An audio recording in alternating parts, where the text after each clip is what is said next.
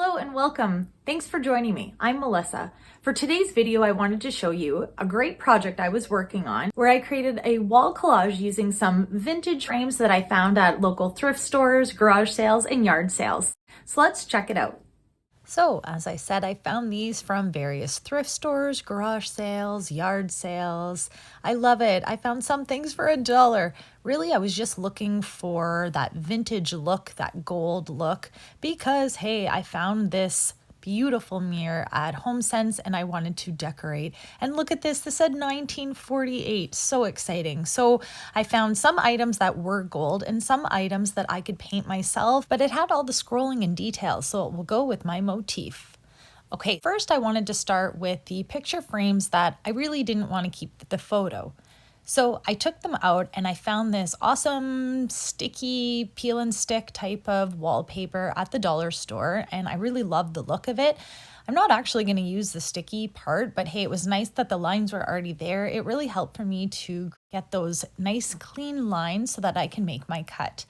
And at this point, I just kind of went randomly. I didn't mind where the design looked, but be cognizant of that. So you'll see in my next little DIY with these little picture frames, I did actually take the time to use the top and frame out what design I wanted to use. So that's a really good tip. If you are doing using any wallpaper or paper that is going to have a pattern, make sure you are taking a look and you're satisfied with what part of the pattern you're using.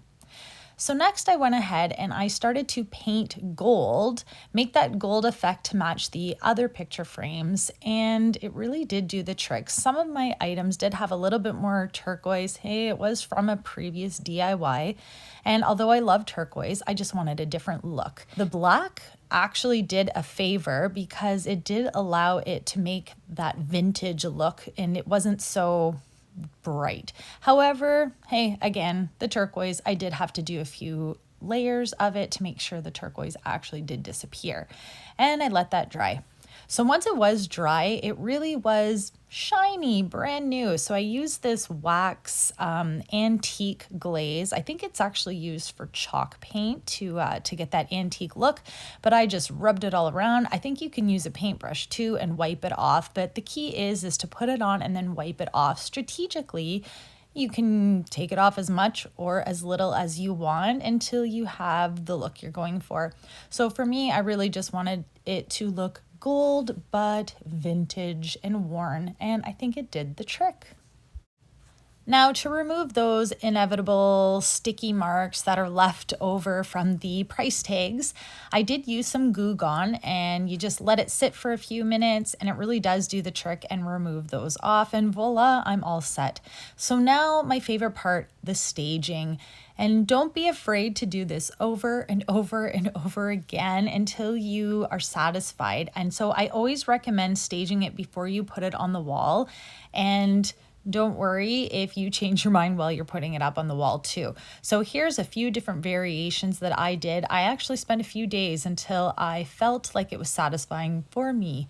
And now here's my blank wall. This is the wall I wanted to use. So like I said, I found this mirror first, and that was kind of the starting point. So I love the mirror, but you can see there's way too much negative space and I just needed to fill it. So hey, I'm like a go easy, let's not put too much work. We're gonna use some of these 3Ms as well as some tacks.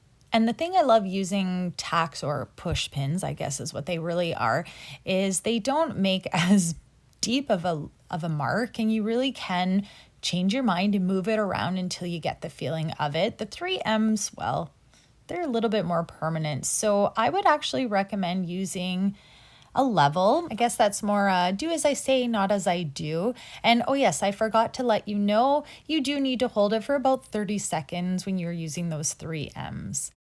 Another thing I highly recommend is when you are actually putting up your pictures and you are committing to it, make sure you do a little bit on each side as you go. If you notice, I was first starting with the frames, doing each side to make sure I feel like there's a balance. It could be asymmetrical or symmetrical. And then I started incorporating other elements to it. Now, hey, bring in some helpers if you want so you can look at it while you are deciding where to go, and hey, enjoy yourself while you're added. And when you are finished your project like I did, I hope that you are as enthusiastic about it as I was. I'm really happy that this is the focal point that people will see when they walk into my living space, and I love the way that it turned out. So what did you think of that video? I hope this helped inspire you to create your own vintage wall art. If you'd like to see more videos like this, please consider liking and subscribing. It always helps to grow my channel. Until next time, I hope this has helped you to stay inspired.